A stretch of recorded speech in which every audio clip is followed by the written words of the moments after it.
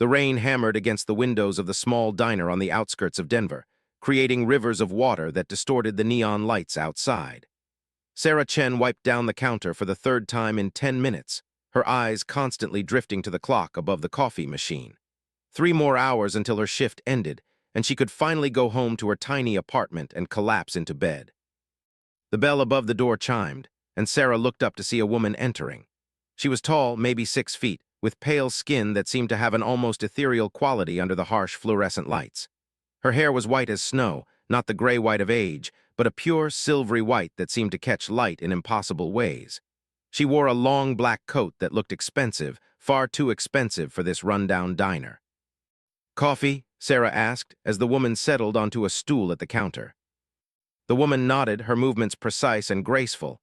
"Black, please." Sarah poured the coffee, noting how the woman's fingers were slightly longer than normal, more delicate. Her eyes were the most striking feature, a deep violet color that seemed to shift and swirl like storm clouds. Beautiful, but unsettling. "You're not from around here?" Sarah observed, setting the cup down. A small smile crossed the woman's lips. "No, I am not." Passing through, the woman took a sip of coffee and made a slight face, as if the taste was foreign to her. "Actually, I am looking for someone." "Well, this is a small town. I've lived here my whole life. Maybe I can help." The woman studied Sarah carefully, those violet eyes seeming to see right through her. "My name is Zara. I am seeking a man who might father a child." Sarah nearly dropped the coffee pot. That wasn't exactly what she'd expected to hear. "Oh, well, there's probably better places than a diner to look for that." "You misunderstand," Zara said softly. "I am not looking for romance or companionship. I need someone with very specific qualities, someone brave, intelligent, and above all, human." The way she said human made Sarah's skin crawl. It was like Zara was talking about a different species entirely. "What do you mean?" Zara reached into her coat and pulled out what looked like a photograph, though the material was unlike any photo Sarah had ever seen. It seemed to shimmer and move slightly, showing the image of a man in military uniform. He had kind eyes and a strong jaw, with dark hair and a confident smile. "This was my husband," Zara said, her voice carrying a deep sadness. "He died protecting our colony from raiders. We were married for 30 Earth years." "Earth years," Sarah repeated. "As opposed to what?" Zara's expression became guarded. "I misspoke. We lived on a remote settlement, different calendar system." Sarah wasn't buying it, but she decided to play along. "I'm sorry for your loss, but what does this have to do with finding someone here?" "My husband was from Earth. From this very town, actually. He told me stories about it, about the people here. He said humans from Earth were special, that they had a strength of spirit that couldn't be found anywhere else in the galaxy." "Anywhere else in the galaxy?" Sarah set down the coffee pot and crossed her arms. "Lady, I don't know what kind of game you're playing, but—" "It is no game," Zara interrupted, her violet eyes flashing. "I am dying, my species. We do not live long after our life mates pass, but if I could have a child with human blood, it might save me. More importantly, it would continue his legacy." Sarah stared at her for a long moment. The woman was clearly delusional, but there was something in her voice, a desperate sincerity that was hard to fake. "Your species." Zara seemed to realize she'd said too much. She quickly drank her coffee and stood, pulling her coat tighter around her. "I should go. Thank you for the coffee." "Wait," Sarah called out, but Zara was already heading for the door. She paused at the threshold and turned back. "If you know of any good men in this town, men with courage and honor, please tell them that Zara seeks them at the old Morrison farmstead. I will be there for 7 days."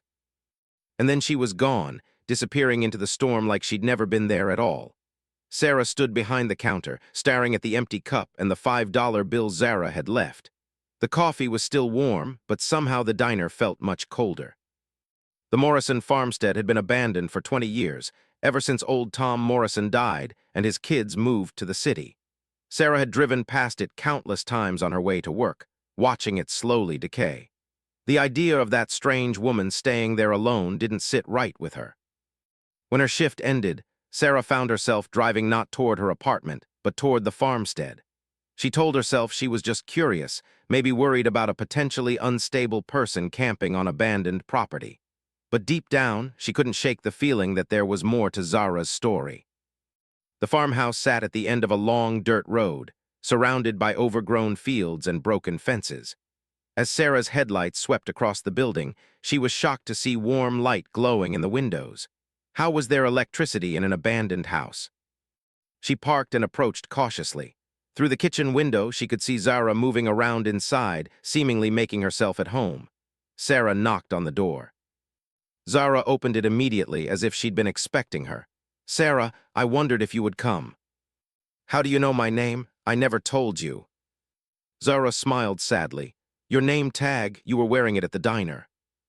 Sarah looked down and realized she was still wearing her work uniform. "Right, of course." "Would you like to come in? I have tea." Against her better judgment, Sarah followed Zara inside. The farmhouse was completely transformed. What should have been a dusty, cobweb-filled ruin was now warm and comfortable. The furniture looked new, and there were soft lights everywhere, though Sarah couldn't see any lamps or electrical fixtures. "How is there power here?" she asked. "I have my ways," Zara said evasively, gesturing for Sarah to sit at the kitchen table. "You came here for a reason. What do you want to know?" Sarah sat down heavily. "I want to know what you really are." Zara poured tea from a pot that definitely hadn't been there moments before. The liquid was a beautiful golden color and smelled like flowers Sarah had never encountered. "What do you think I am?" "I think you're not human. I think that story about living on a remote settlement was bull. And I think that photo of your husband isn't from Earth." Zara nodded slowly. "You are very perceptive. Yes, I am not human. I am Valdari from a world you would call Kepler 442b, and my husband was indeed from Earth, from this very town." Sarah felt her world tilt. "Aliens? You're actually talking about aliens." "We prefer to call ourselves people, just as you do. But yes, if that term helps you understand." "This is insane. This whole thing is insane." Zara reached across the table and gently touched Sarah's hand. Her skin was warm, but there was something different about it, a subtle texture that was almost scale-like. "I know it is difficult to accept. Your husband struggled with it as well when we first met." "My husband," Sarah jerked her hand back, "I'm not married." "No, I apologize. I meant his struggle when he learned about my people." Sarah's head was spinning. How did a man from this town end up married to an alien? Zara's eyes grew distant. 28 years ago, a ship crashed near your town. Marcus found me. I was injured, alone, separated from my exploration fleet. He could have turned me over to your government, could have become famous. Instead, he hid me, helped me heal, and eventually came with me to the stars. Marcus, Sarah's throat went dry. Marcus Rodriguez. Zara's eyes widened. You knew him. He was my older brother. The words came out in a whisper. He disappeared when I was 12. The police said he probably ran away, but he would never have left me. He was supposed to pick me up from school the day he vanished. I waited for 3 hours. Tears began flowing down Sarah's cheeks as memories flooded back. Marcus teaching her to ride a bike. Marcus helping with her homework. Marcus promising he would always protect her. And then one day, he was just gone, leaving behind only questions and a little girl who spent years wondering what she'd done wrong. He spoke of you often, Zara said softly. His little sister, Sarah. He carried guilt about leaving you, but he knew if he stayed, my people would have found me and taken me away, and if your government had discovered me. He made his choice, Sarah said bitterly. He made a choice to save both our peoples. My exploration fleet was a precursor to a much larger force. If I had been captured, if Earth's location had been compromised, your world would have faced invasion. Marcus convinced my people that humans were worth knowing, not conquering. Sarah wiped her eyes with the back of her hand. So he saved the world and I got to grow up thinking my big brother abandoned me. Great trade-off. He never stopped loving you. Even as he lay dying, he spoke your name. The words hit Sarah like a physical blow. How did he die? Raiders attacked our colony, pirates from the outer systems who prey on peaceful settlements. Marcus led the defense while the civilians evacuated. He held them off long enough for help to arrive, but... Zara's voice broke. He was shot protecting a group of children. That sounds like him, Sarah said quietly. Always the hero. He was the finest man I ever knew, and now I am alone. They sat in silence for several minutes, the weight of shared grief settling between them. Finally, Sarah looked up. You said you're dying. My people mate for life. When our life partner dies, our bodies begin to shut down. It is a slow process, but inevitable. I have perhaps a year left.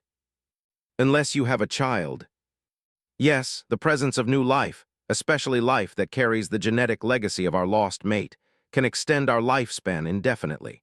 But the child must be conceived within 1 year of the mate's death, and it must share the father's bloodline. Sarah's mind raced. Marcus's bloodline, you need someone related to Marcus. Yes, I have searched for months to find this place, to find his family. You are his only living relative. I'm his sister, not his son. I can't father a child. No, but you might know men who carry similar genetic markers. Men from this region, men with the same strength of character that drew me to Marcus. Sarah stood and walked to the window, staring out at the storm. Why didn't you come sooner? Why wait until now? I tried to honor the life Marcus and I built together. I thought I could find meaning in other things, preserve his memory in other ways. But as the sickness progressed, I realized that letting his legacy die with me would be the greatest dishonor of all. And you really believe a human child can save you?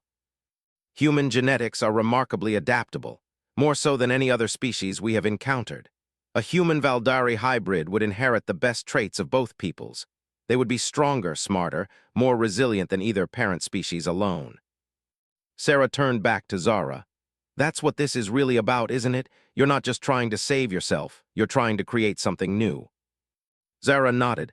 My people have grown stagnant. We live too long, change too slowly. Humans burn bright and fast, always pushing forward, always growing. A child that combines our longevity with human innovation could change the galaxy. And you think you'll find that here, in this small town? Marcus believed this place was special. He said the people here had a certain quality, a refusal to give up even when things seemed hopeless. He said it was what made him fall in love with me instead of running away. Sarah laughed despite herself. He always was too stubborn for his own good. It is a family trait, I think. Sarah studied Zara's face, looking for any sign of deception. She found none. There was only grief, hope, and a desperate kind of honesty that was impossible to fake. Okay, Sarah said finally. Let's say I believe all this. Let's say I want to help. How exactly do you plan to find someone willing to father a half-alien child with a woman they just met? I had hoped to find good men and simply court them, explain my situation and hope they would understand. That's a terrible plan. I know very little about human mating customs. Sarah sat back down at the table. Well, lucky for you, I know this town better than anyone, and I might have some ideas. For the first time since entering the farmhouse, Zara smiled genuinely. Would you help me, even after what my presence cost you? Sarah thought about Marcus, about the brother who had chosen to save the world instead of staying with his family, about the grief she'd carried for 16 years and the answers she'd never thought she'd receive. Marcus made his choice, she said finally. Now it's time for me to make mine. Outside, the storm began to clear, and for the first time in years, Sarah felt like she might finally be able to let go of the past and move toward something better. Something that would honor her brother's memory while building a future he never could have imagined. The next morning, Sarah woke early and drove back to the farmstead. She'd spent most of the night thinking about Zara's request and the men in town who might be suitable candidates. It wasn't going to be easy. How do you approach someone with a request like that? When she arrived, she found Zara in the garden behind the house, tending to plants that definitely hadn't been there the day before. They were tall and graceful, with silver leaves and flowers that seemed to glow with their own light. Did you plant those overnight? Sarah asked. Valdari healing herbs, Zara explained. They grow quickly in earth soil. I find working with them helps clear my mind. We need to talk about your approach. You can't just walk up to random men and ask them to father your alien child. This is a small town, people talk. Zara straightened, brushing dirt from her hands. Then what do you suggest? First, we need to narrow down the candidates. You said you need someone brave, intelligent, and with good character. I know exactly who fits that description. Sarah pulled out her phone and showed Zara a photo from the local newspaper's website. It showed a man in a firefighter's uniform receiving an award. He was tall and broad-shouldered, with kind eyes and graying temples. This is David Walsh. He's the fire chief, been with the department for 15 years. 3 months ago, he went into a burning building to save a family trapped on the third floor. The stairs had already collapsed, so he had to climb the outside of the building. Everyone said it was impossible, but he did it anyway. Zara studied the photo carefully. He looks like a good man. Lost his wife to cancer 2 years ago. No children. He's been grieving ever since, barely speaks to anyone except when he's working. A man who understands loss, Zara murmured. Then there's Jake Morrison. He's the grandson of the man who used to own this farm. He's a paramedic, saves lives every day. He's also single, intelligent, and probably the most genuinely good person I know. Sarah scrolled to another photo, this one showing a younger man with sandy hair and a warm smile, standing next to an ambulance. And finally, there's Robert Chen. My cousin, actually.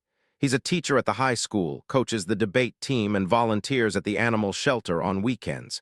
He's unmarried, no kids, and he's always been the family idealist. Zara looked thoughtful, 3 very different men, each one representing something Marcus valued. David has courage, Jake has compassion, and Robert has hope. The question is, which one would be most open to your unusual situation? I cannot simply choose based on photographs. I need to meet them, understand who they are as people. Sarah nodded. That's where it gets tricky. We need to create situations where you can interact with them naturally without raising suspicions. How do we do that? Sarah grinned. Leave that to me. This town might be small, but that means everyone knows everyone else's business. And lucky for you, I know exactly how to work that to our advantage. The first step in Sarah's plan involved the weekly community meeting held at the town hall every Tuesday night. It was one of the few events where all 3 men would be present, David as the fire chief giving safety reports, Jake representing the medical services, and Robert attending as an engaged citizen. Zara had been reluctant to appear in such a public setting, but Sarah convinced her it was the perfect opportunity to observe the men without drawing attention to herself. They would attend as concerned citizens interested in local issues. Tuesday evening arrived gray and cloudy, with the threat of more rain in the air. Sarah picked up Zara at the farmstead and was surprised to see her dressed in simple jeans and a sweater, looking far more normal than she had in her mysterious black coat. You look almost human, Sarah observed. I have been practicing, Zara replied with a small smile, though I am nervous about being around so many people. Just follow my lead and try not to say anything too obviously alien. The town hall was a modest building that had served the community for over a century. Inside, about 30 people sat in folding chairs facing a small stage where the town council conducted their business. Sarah led Zara to seats in the back where they could observe without being conspicuous. David Walsh was the first of their targets to appear. He approached the microphone with confident steps and began delivering his monthly fire safety report. Sarah watched Zara's reaction carefully as David spoke about recent emergency calls and upcoming safety initiatives. He commands respect, Zara whispered. The way people listen to him, he is a natural leader. And he genuinely cares about protecting people, Sarah added. Look at his face when he talks about the families he's helped. Next came Jake Morrison, representing the emergency medical services. He was younger than David, maybe 35, with an easy manner that made people feel comfortable. His report focused on response times and equipment upgrades, but what impressed Zara most was how he remembered personal details about the people he'd helped. Mrs. Patterson, how is your husband doing after that heart attack last month? Jake asked an elderly woman in the front row. Is he following the doctor's orders about his diet? The woman beamed and gave him an update, clearly touched that he remembered. Zara noticed several other similar interactions as Jake spoke. He treats each person as family, Zara observed. That is rare. The final part of their surveillance came during the open discussion period, when Robert Chen stood to address the council about funding for after-school programs. He was passionate but respectful, presenting well-researched arguments for why the programs mattered to the community's future. These kids need safe places to go after school, Robert said earnestly.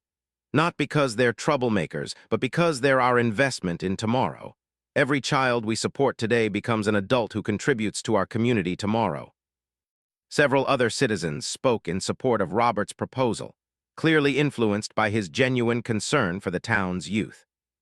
When the meeting ended, Sarah and Zara lingered near the exit, giving Zara a chance to observe the men as they interacted with other community members. David was surrounded by people thanking him for various rescues and asking advice about fire safety. Jake was helping an elderly man with a mobility issue get to his car safely. Robert was deep in conversation with several parents about educational opportunities for their children. "They are all remarkable," Zara said as they walked back to Sarah's car. "How do I choose between them?" "You don't choose yet," Sarah replied. "Phase 2 is getting to know them individually, and I have just the plan for that." The next day, Sarah put the second phase of her plan into motion. She called David Walsh at the fire station. "Hey David, it's Sarah Chen. Listen, I have a friend visiting from out of town, and she's interested in volunteer opportunities. I know the fire department sometimes needs help with community outreach. Would you have time to meet with her?" David agreed to meet them at the fire station that afternoon. Sarah briefed Zara on the cover story. She was considering relocating to the area and wanted to get involved in community service. The fire station was a modern building on the edge of downtown, housing 3 trucks and a crew of 12 full-time firefighters. David met them in the main bay, still wearing his work uniform with sleeves rolled up, revealing muscular forearms marked with old scars. "Sarah says you're interested in volunteering," he said to Zara, his voice warm but professional. "Yes, I believe strongly in serving one's community," Zara replied carefully. "Where I come from, everyone contributes to the safety and welfare of others." David showed them around the station, explaining the equipment and procedures. Zara asked thoughtful questions about emergency response protocols, displaying a keen intelligence that clearly impressed him. "You seem to have a good grasp of emergency planning," David observed. "Have you had training in this area?" "I have experience with crisis management," Zara said diplomatically, "though the specific techniques may be different here." They spent nearly an hour touring the facility and discussing volunteer opportunities. David explained that they needed help with fire safety education programs at local schools and community events. "The work isn't glamorous," he warned. "Mostly teaching kids about smoke detectors and escape plans, but it saves lives." "The most important work rarely appears glamorous to outsiders," Zara replied. "But those who understand its value know better." David smiled, the first genuine smile Sarah had seen from him in months. "I like that perspective. When would you be able to start?" As they prepared to leave, David walked them to their car. "Sarah, thanks for bringing Zara by. It's been a while since we've had someone volunteer who really gets what we're trying to accomplish."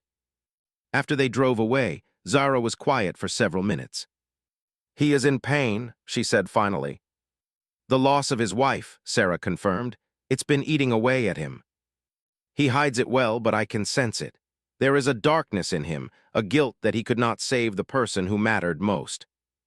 "Is that a problem for what you need?" Zara considered this. "Not necessarily. Pain can make people stronger, more compassionate, but it can also make them afraid to open their hearts again." Their next target was Jake Morrison, and Sarah's approach with him was completely different. She arranged to accidentally run into him at the grocery store where he regularly shopped after his shifts. "Jake, what a coincidence," Sarah said as they encountered him in the produce section. "I'd like you to meet my friend Zara. She's thinking about moving to the area." Jake was immediately friendly, offering recommendations about the best places to live and work in town. He had an easy, conversational manner that put people at ease immediately. "What kind of work are you in?" he asked Zara. "Healthcare in a way," Zara replied. "I specialize in genetic medicine." "That's fascinating.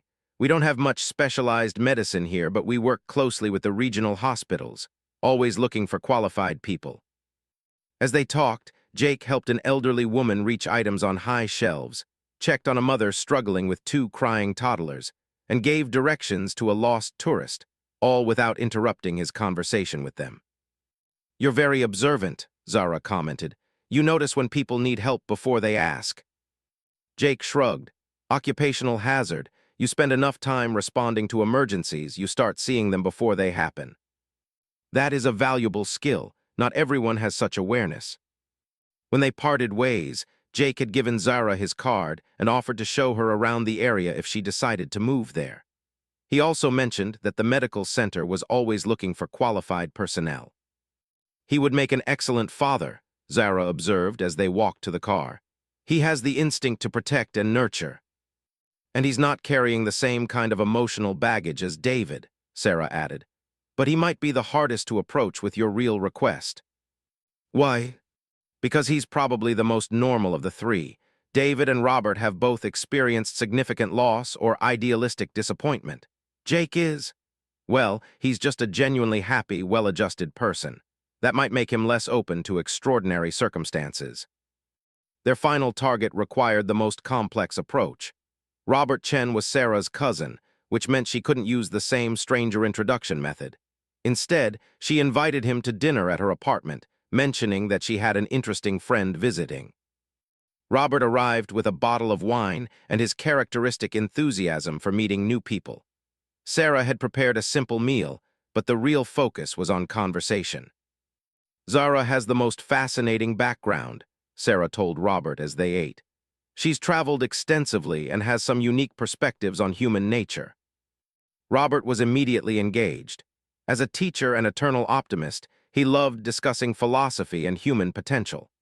Zara found herself drawn into a deep conversation about education, social progress, and the future of civilization. I've always believed that humans are capable of incredible things when they're properly motivated, Robert said passionately. We just need to give them hope and opportunity. That is an admirable perspective, Zara replied. Where I come from, people have sometimes become complacent. They have forgotten how to dream of better things. That's exactly why education matters so much. Every generation has the potential to exceed the previous one, but only if we teach them to believe in themselves. The conversation continued for hours, touching on topics from space exploration to social justice to the nature of consciousness itself. Zara found Robert's optimism infectious and his intelligence impressive. You really believe humanity can overcome its problems? She asked. I have to, Robert said simply. If I don't believe in my students' potential, how can I help them achieve it? Hope isn't naive, it's necessary. When the evening ended, Robert thanked Sarah for introducing him to such a thoughtful person. He invited Zara to visit his school and see the programs he was developing. He has vision, Zara told Sarah after Robert left. He sees possibilities that others miss. And he's not afraid to work toward those possibilities, even when they seem impossible. Sarah poured them each a glass of wine as they settled on her couch to discuss the evening. So what do you think? Three very different men, each with qualities Marcus would have respected. Zara was quiet for a long moment, staring into her wine. They are all worthy, that is the problem. You have to choose one. Do I? What if there was another way? Sarah looked at her suspiciously. What are you thinking? Among my people, when facing a difficult decision, we sometimes seek the wisdom of the community. Perhaps these men should have a choice in the matter as well. You want to tell them the truth. Not immediately, but perhaps there is a way to present the situation that allows them to choose freely, with full knowledge of what they would be accepting. Sarah nearly choked on her wine.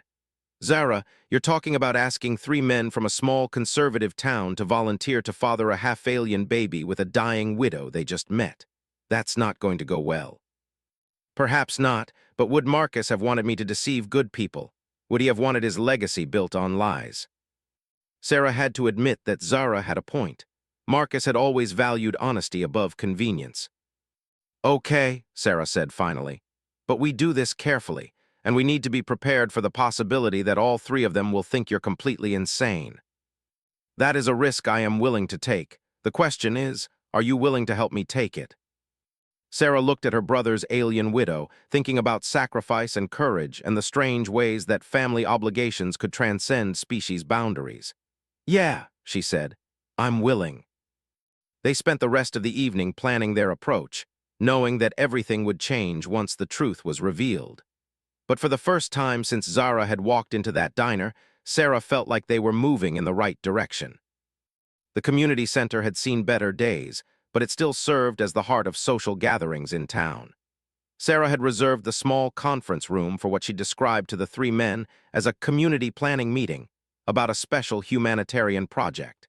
She'd been deliberately vague about the details, knowing that all three would attend out of civic duty and curiosity. David arrived first, looking slightly puzzled but willing to participate. Jake came in a few minutes later, his usual cheerful demeanor intact despite having just finished a 12-hour shift.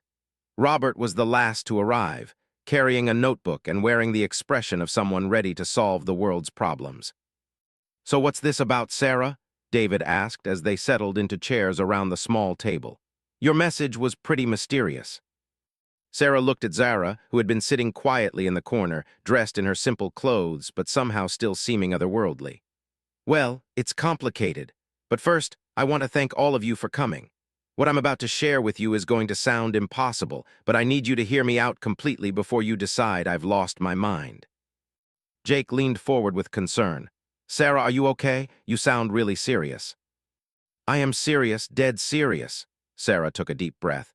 3 days ago, a woman came into the diner where I work. She was looking for help with something that seemed impossible. It turns out she was right, it is impossible. But that doesn't mean it isn't real." Robert raised an eyebrow. "That's pretty cryptic. What kind of help?"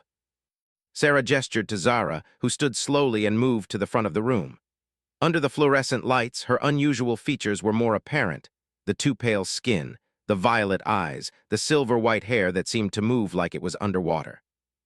"Gentlemen," Zara said, her voice carrying that formal quality that had first caught Sarah's attention. "My name is Zara, and I am not from Earth." The three men exchanged glances. David's expression was skeptical, Jake looked concerned, and Robert seemed intrigued. "When you say not from Earth," Robert began, "I mean that I am from a planet you call Kepler 442b, approximately 1,200 light-years from here. I am what you would term an alien, though my people prefer the word Valdari." David stood up abruptly. "Okay, Sarah, I don't know what kind of joke this is supposed to be, but I don't have time for—" "David, please," Sarah interrupted. "Just give her 5 minutes to explain. If you still think it's a joke after that, you can leave." Jake was studying Zara more carefully now, his medical training kicking in. "There's something different about you," he said slowly. "Your bone structure, your skin tone, I've never seen anything quite like it." Zara nodded approvingly. "You have good observational skills. Yes, there are physiological differences between my species and yours." She reached into her bag and pulled out what looked like a small, smooth stone. As she held it, the stone began to glow with a soft blue light that pulsed in rhythm with her heartbeat. "This is a bioresonance crystal from my homeworld. It responds to Valdari neural patterns. No Earth technology could produce this effect." The three men stared at the glowing crystal in stunned silence. Robert reached out tentatively. "May I?" Zara handed him the crystal. The moment it left her grasp, the light faded completely. Robert examined it closely, even holding it up to the light, but it remained inert. "How did you do that?" he asked. "I did not do anything. The crystal responds to specific biological markers that only exist in Valdari physiology." She took the crystal back, and immediately it began glowing again. The demonstration was simple but undeniably impossible to fake with any known technology. David sat back down heavily, assuming for a moment that this isn't some elaborate trick. "Why are you here?" Zara's expression grew sad. 28 years ago, my exploration ship crashed near this town. I was found and rescued by a human male who chose to help me rather than turn me over to your authorities. Eventually, I convinced him to come with me to the stars." "Marcus," Sarah said quietly. "She's talking about my brother Marcus." The three men turned to stare at Sarah. Everyone in town remembered the mystery of Marcus Rodriguez's disappearance. "Marcus didn't run away," Sarah continued. "He saved an alien's life and ended up saving Earth from invasion in the process. Then he married her and lived among her people for 28 years. Zara nodded. "Marcus was my husband and my greatest love. He died 3 months ago defending our colony from raiders." Jake's expression softened. "I'm sorry for your loss." "Thank you, but Marcus's death has created a problem that extends beyond grief. My species mates for life. When our life partner dies, our bodies begin to shut down. It is a slow process, but ultimately fatal." Robert leaned forward. "There must be some way to treat that condition." "There is one way. If a widow can bear a child within 1 year of her mate's death, especially a child that carries the genetic legacy of the lost partner. The biological shutdown can be reversed. David was beginning to understand where this was leading. You need to have a child with someone related to Marcus. More specifically, I need someone with similar genetic markers to Marcus. Someone from this region, someone with the same strength of character that made Marcus special. The room fell silent as the implications sank in. Jake was the first to speak. You're asking one of us to father your child. I am asking if any of you would be willing to consider it, Zara corrected gently. I will not deceive you about what this would mean. The child would be half Valdari, with capabilities beyond what either species possesses alone. They would live much longer than a normal human, but also face challenges that no Earth-born child has ever encountered. What kind of challenges? Robert asked. They would need to choose, eventually, between living on Earth or among the Valdari. They would possess abilities that might fright other humans, but also a longevity that would mean watching human friends and loved ones age and die while they remained young. David shook his head slowly. This is insane. You're talking about creating a completely new form of life. Yes, Zara said simply, I am. And what happens to you if none of us agree? Jake asked. I die. My body will fail within the next 8 months, and with it, the last living connection to Marcus's memory. Sarah watched the 3 men process this information. She could see the struggle in their faces, the desire to help warring with the sheer impossibility of what they were being asked to consider. Can you prove any of this? David asked. I mean really prove it, not just with glowing rocks. Zara reached into her bag again and withdrew what looked like a tablet computer, though it was thinner and more translucent than any Earth technology. She touched the surface, and a 3-dimensional hologram appeared above the device. The hologram showed a star map with Earth clearly marked, then zoomed out to show the vast distance to another star system. The view then shifted to show a planet with 2 moons, covered in silver cities and vast forests of crystalline trees. This is Valdara Prime, my homeworld, Zara explained. Population approximately 2 billion, mostly concentrated in the coastal regions where the mineral-rich soil allows for our crystal-growing agriculture. The hologram shifted to show people moving through the cities humanoid, but clearly different from humans. They were taller, more graceful, with the same pale skin and unusual eye colors that Zara possessed. Our technology is based on biological integration rather than mechanical engineering. We grow our tools and buildings rather than manufacture them. Robert stared at the images in fascination. This is incredible, the implications for human development, for our understanding of life itself. Which brings us to why this matters beyond my personal situation, Zara said. Humans are unique in the galaxy. Your adaptability, your drive to explore and grow, your refusal to accept limitations. These are traits that could benefit all spacefaring civilizations. She touched the tablet again, and the hologram changed to show other alien species, some resembling insects, others more plant-like, still others that were barely recognizable as living creatures. These are the other species we have encountered in our explorations. All of them have reached a point of stagnation. They have advanced to a certain level and then stopped growing, stopped changing.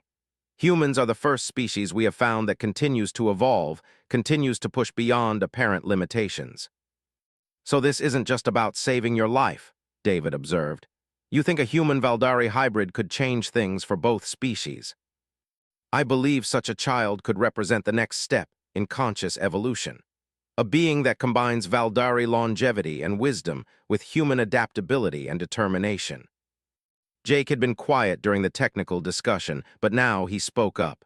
What would you expect from the father? I mean, assuming one of us agreed to this. I would expect nothing beyond the initial conception, Zara replied. I am not seeking a husband or a co-parent. I understand that this would be a tremendous gift, and I would not impose any obligations beyond what you were willing to accept. But what if the father wanted to be involved? Robert asked. What if he wanted to know the child to help raise them? Zara's expression softened. Then I would welcome that involvement. A child deserves to know both parents, and I believe Marcus would have wanted his legacy to include strong male role models. Sarah had been watching the men's reactions carefully. David still looked skeptical, but was clearly intrigued despite himself. Jake seemed to be considering the humanitarian aspects of the situation.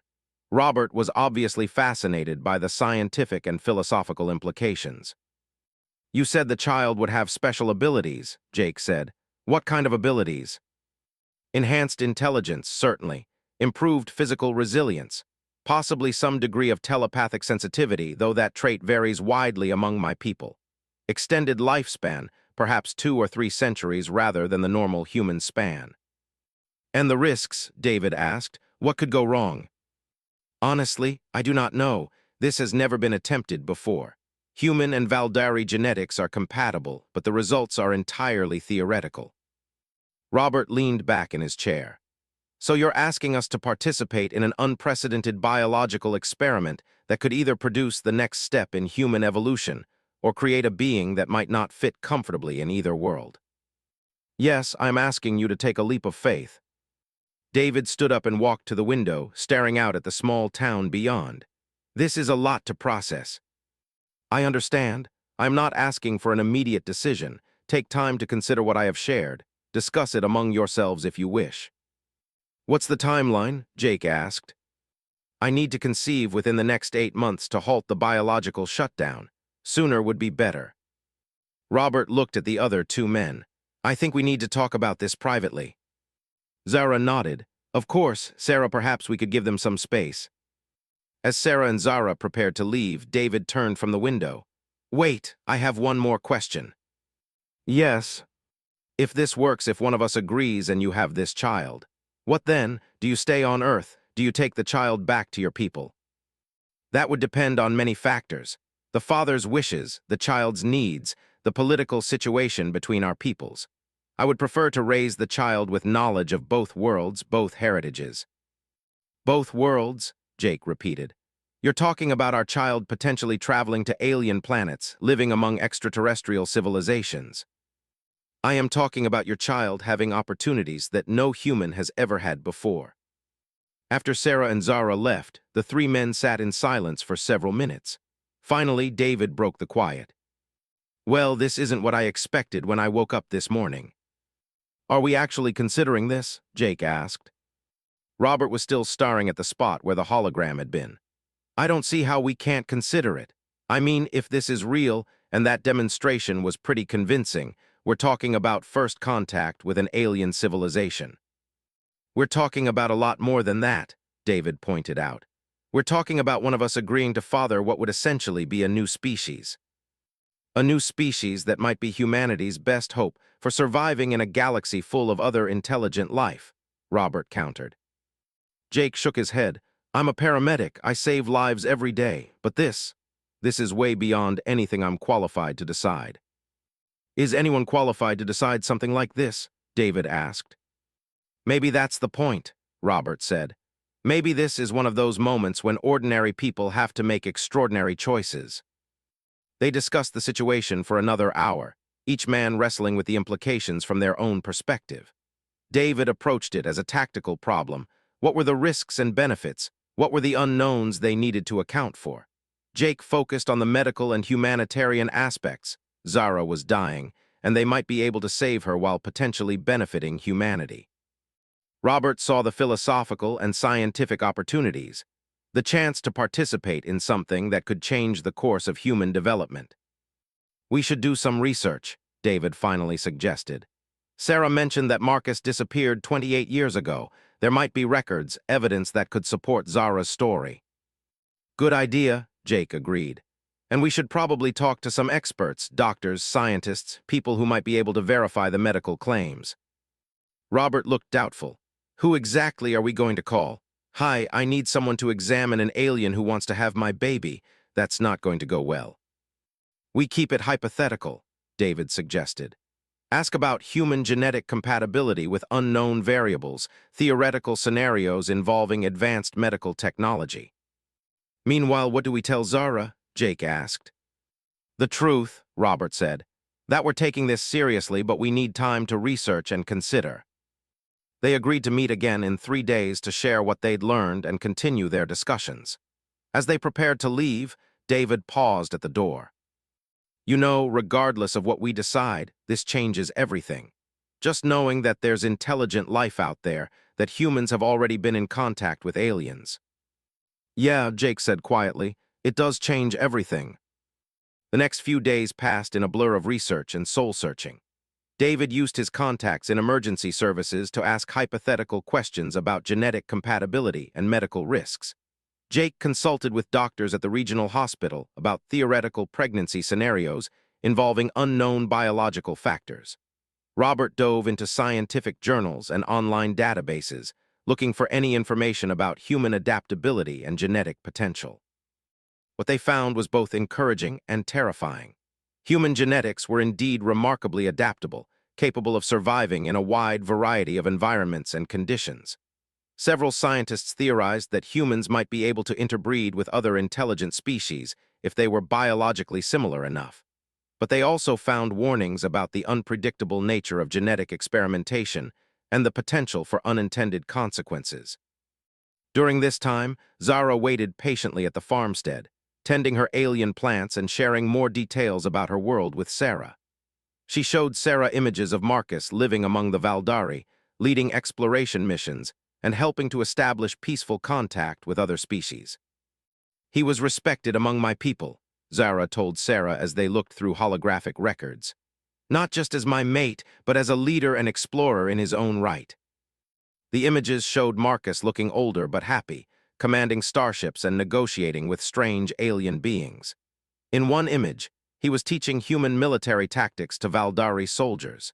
In another, he was standing before what appeared to be a galactic council, representing both Earth and Valdara in some kind of diplomatic meeting.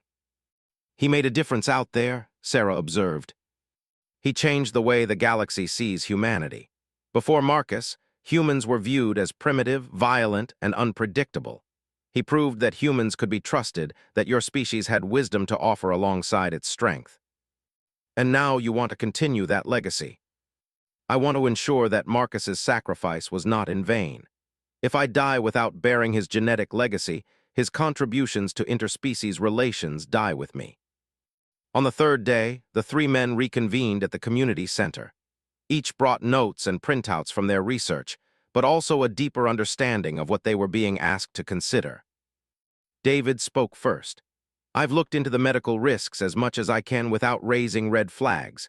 The consensus seems to be that genetic compatibility depends on biological similarity, and from what Zara has shown us, Valdari physiology is close enough to human that conception should be possible. Jake nodded.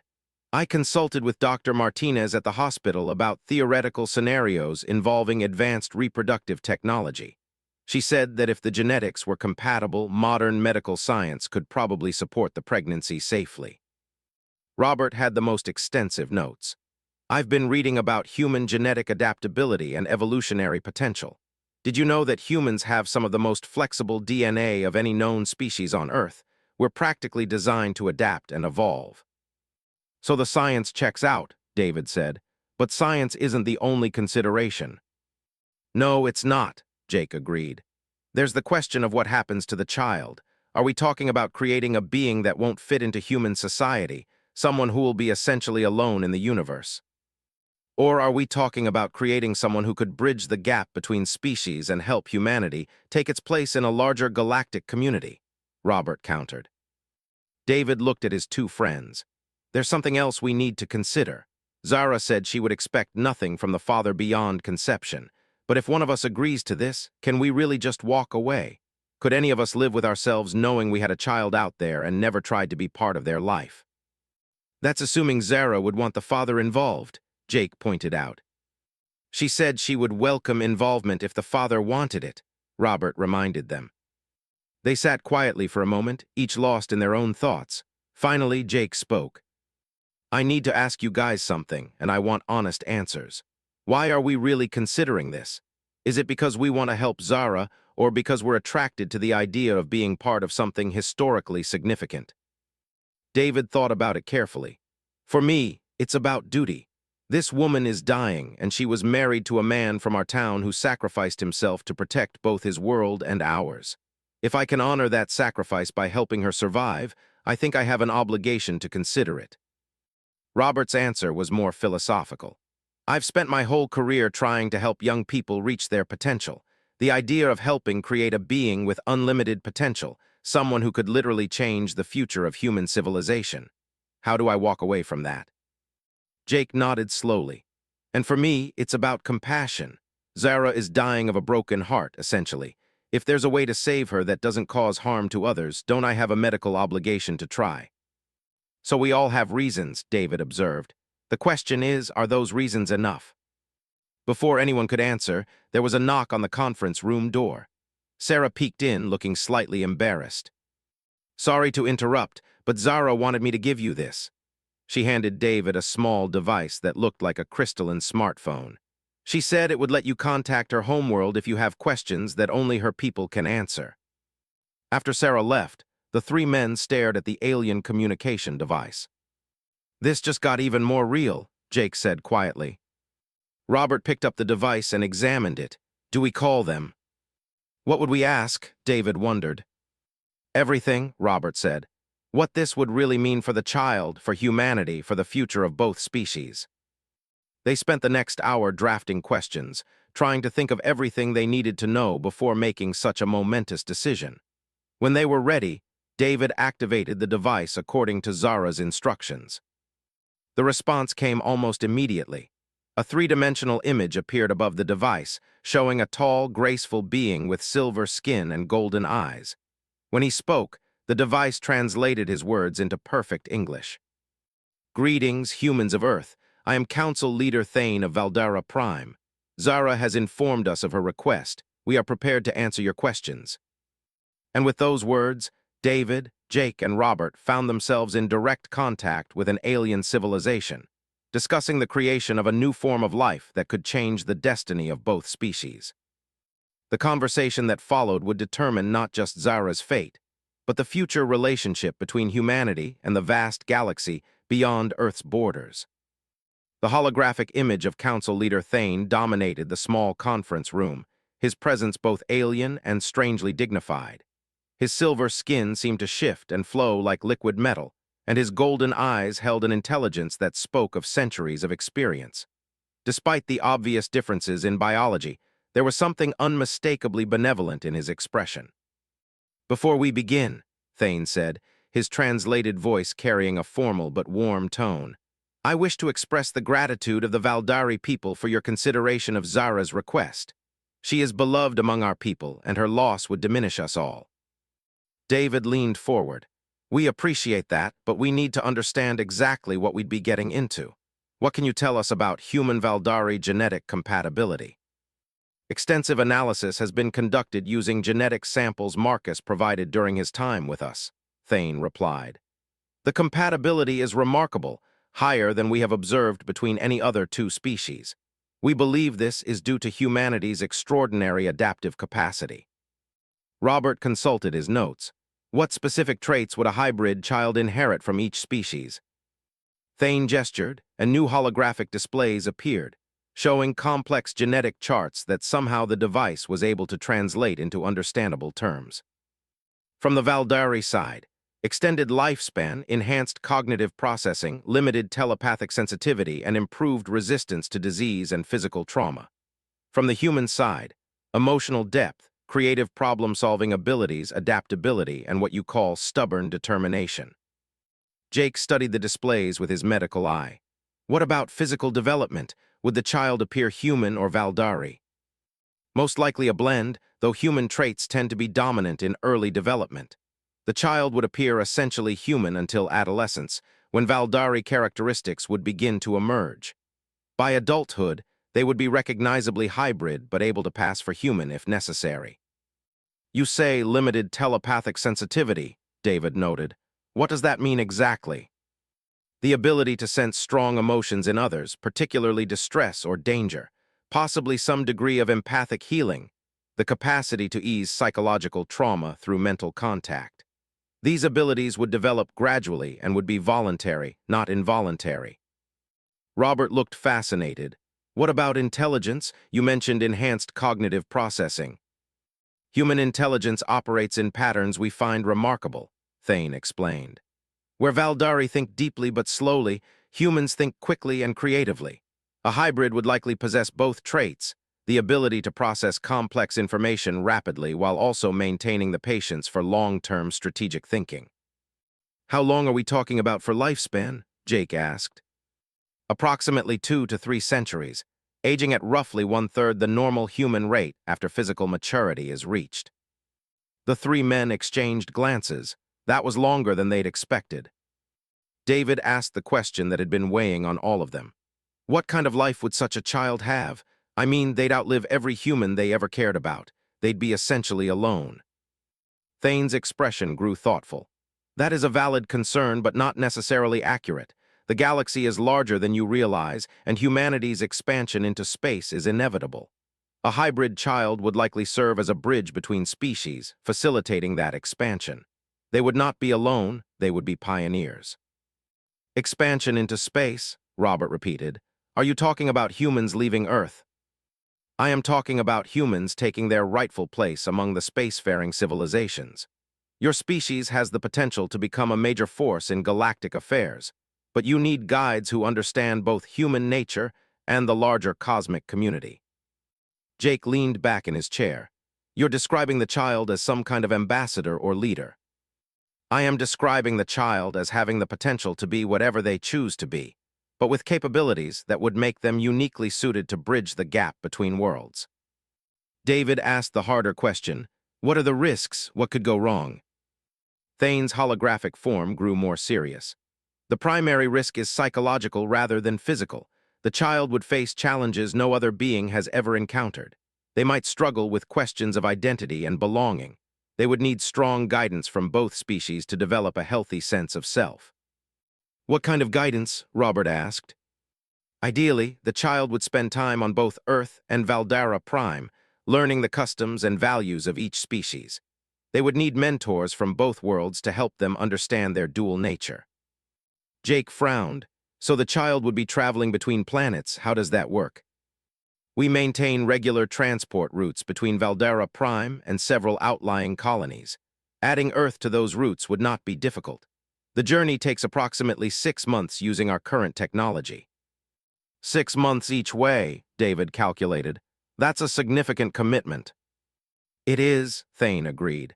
Which is why the biological father's level of involvement would be crucial. If he wished to remain connected to the child, he would need to accept that relationship would sometimes span interstellar distances.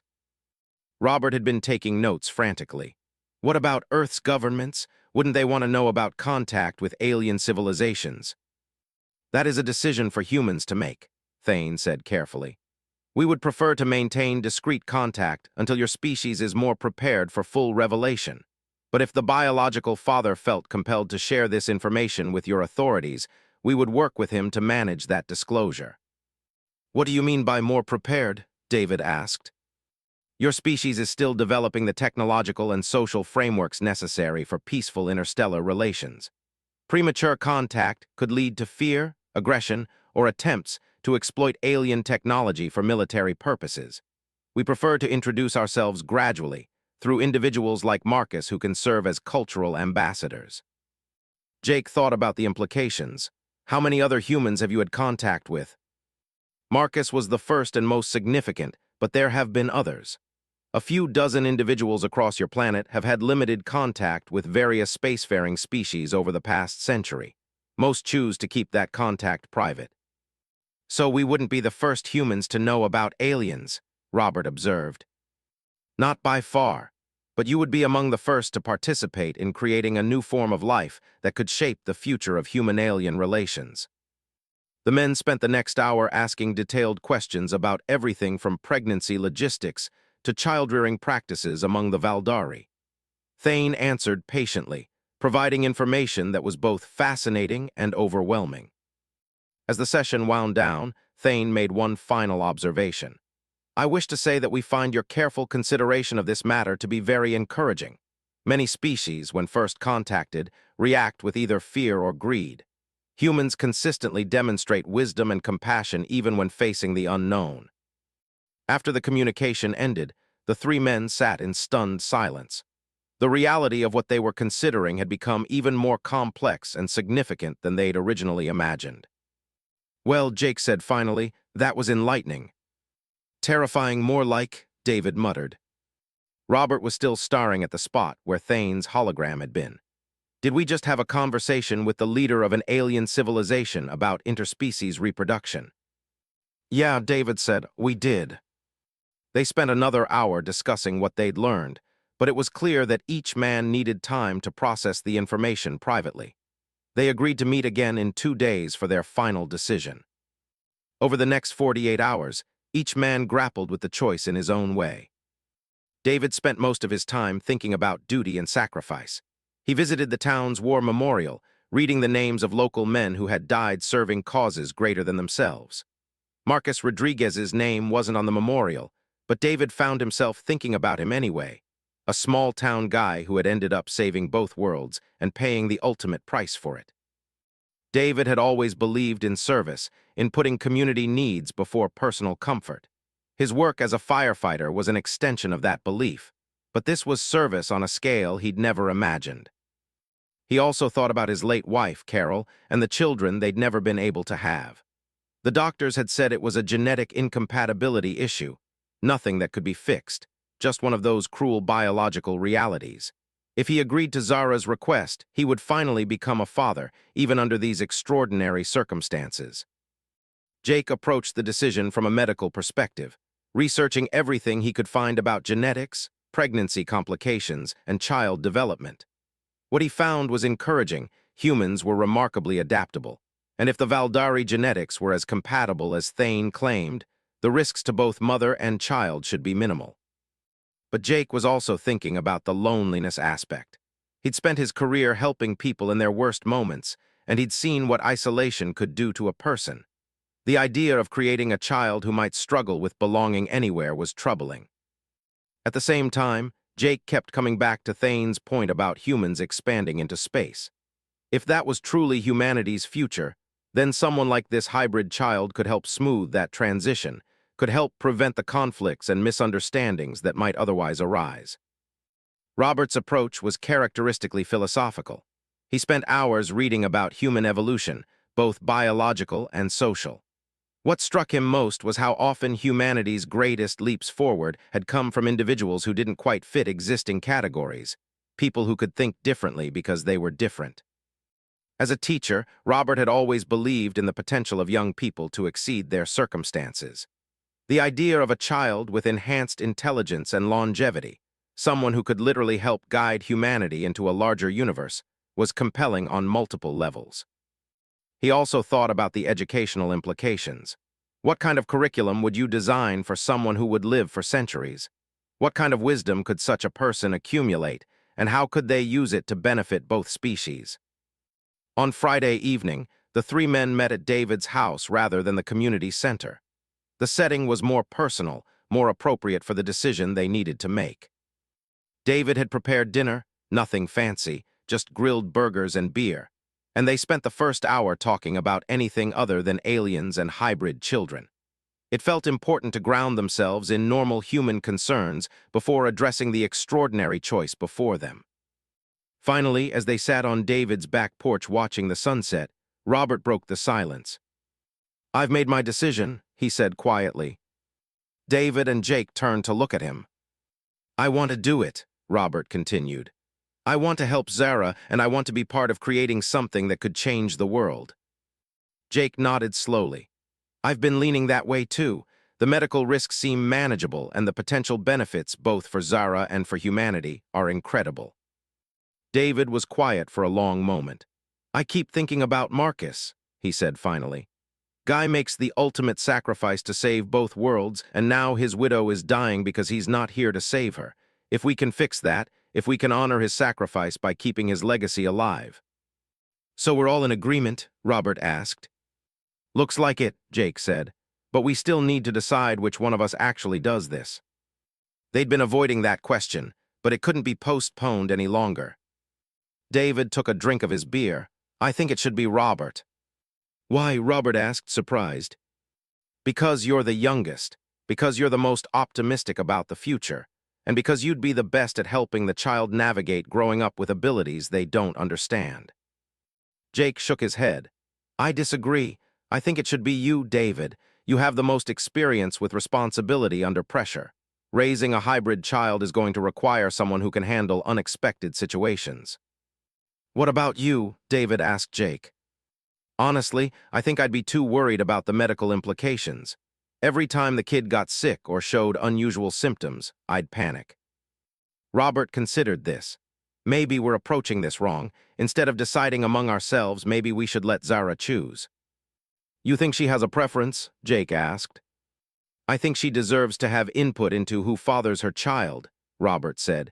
This is her life we're talking about, her future. David nodded. That makes sense. We tell her we're all willing, and we let her decide based on whatever criteria matter to her. They spent another hour discussing the practical details. Whoever was chosen would need to take time off work for the conception process. Valdari reproduction apparently required multiple attempts over several weeks to ensure success. They would need to decide how much to tell their families and friends, and they would need to plan for the possibility that the truth about alien contact might eventually become public. Are we really doing this? Jake asked as they prepared to leave. Looks like we are, David said. History is going to remember this conversation, Robert observed. If anyone ever finds out about it, David replied. Oh, they'll find out eventually, Robert said with certainty. You can't create a new species and keep it secret forever. The next morning, Sarah drove out to the farmstead to find Zara working in her garden again. The alien plants had grown remarkably in just a few days, some now reaching heights that seemed impossible given the short time frame. Zara, Sarah called out, the guys want to meet with you. Zara looked up, hope and nervousness warring in her violet eyes. Have they made a decision? They have, but they want to discuss it with you in person. They arranged to meet that afternoon at David's house, which offered more privacy than the community center. When Zara arrived, she was dressed in her simple earth clothes again, but her alien nature seemed more apparent now that the three men knew what to look for. Gentlemen, she said as she took a seat in David's living room, thank you for taking time to consider my request so carefully. David spoke first. Zara, we want you to know that we've all agreed to help you. All three of us are willing to father your child. Zara's expression showed surprise and profound relief. All three? I had not expected such a response. The question now, Robert continued, is which one of us you would prefer. We think that choice should be yours. Zara studied each of them for a long moment. This is not a decision I had anticipated having to make. I prepared myself for the possibility that none of you would agree or that only one would be willing. Take your time, Jake said gently. This is your future we're talking about. Zara was quiet for several minutes, her violet eyes moving from one man to another. Finally, she spoke. David, you have the strength of a natural leader, and your experience with loss gives you wisdom about healing and moving forward. If I chose you, our child would learn courage and resilience. David nodded, acknowledging the assessment. Jake, you have a healer's heart and the ability to comfort others in their darkest moments. If I chose you, our child would learn compassion and the value of service to others. Jake shifted uncomfortably, clearly moved by the description. Robert, you have vision and optimism, the ability to see possibilities that others miss. If I chose you, our child would learn to dream of better futures and work to achieve them. Robert waited, knowing there was more. All three of you possess qualities that Marcus valued, qualities that would serve our child well. But there is one factor that must guide my decision above all others. She paused, gathering her thoughts. Among my people, we believe that the most important gift a parent can give a child is the ability to bridge different worlds. Marcus taught me this lesson when he chose to leave his world for mine. Our child will need someone who understands what it means to connect with those who are different, to find common ground across vast differences. Zara turned to David. You understand duty and sacrifice, but you have always known your place in the world. You are a leader among your own people. She turned to Jake. You understand healing and compassion, but your work is always with humans, always within familiar boundaries. Finally, she turned to Robert. You understand growth and possibility, and your entire life has been dedicated to helping others discover their potential. More importantly, you actively seek to understand perspectives different from your own. As a teacher, You have learned to communicate across barriers of age, culture, and experience. Robert felt his heart racing as he realized what she was saying. If you are still willing, Zara said to him directly, I would be honored to have you father our child. Robert looked at David and Jake, seeking their approval. Both men nodded, though he could see a mixture of relief and disappointment in their faces. I'm willing, Robert said simply. I'm honored that you chose me. Zara smiled for the first time since entering the house. Then we should begin planning immediately. The conception process may take several weeks, and timing is critical for my survival. As they began discussing the practical arrangements, none of them realized that their conversation was being observed. Hidden in the woods behind David's house, a figure in dark clothing was recording everything through a high-powered telephoto lens. Dr. Elizabeth Warren had been tracking unusual electromagnetic readings in the area for the past week, signatures that didn't match any known Earth technology. What she'd discovered was far beyond anything she'd expected to find in a small Colorado town. As a researcher for a classified government program designed to investigate potential extraterrestrial contact, Dr. Warren knew exactly what she was looking at. The question now was what she would do with that information.